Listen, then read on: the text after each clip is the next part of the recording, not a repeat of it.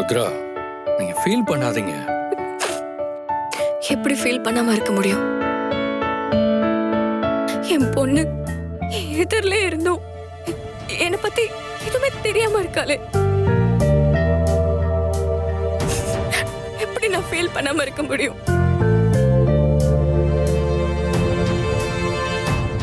நான் யாருக்காக இவ்வளவு நாள் வாழ்ந்துட்டு இருந்தனோ அவளுக்கு என்ன ஞாபகமே இல்லாம இருக்கு. எப்படி என்னால ஃபீல் பண்ணாம இருக்க முடியும் கதிர்?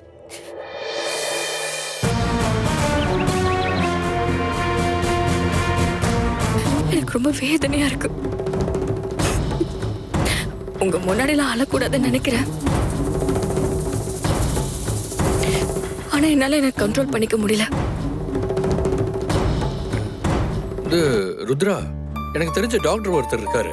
அவர்கிட்ட கூட்டிட்டு போய் காட்டணும்னா கண்டிப்பா ஆராதனைக்கு பழசெல்லாம் ஞாபகம் வரதுக்கு வாய்ப்பு இருக்கு.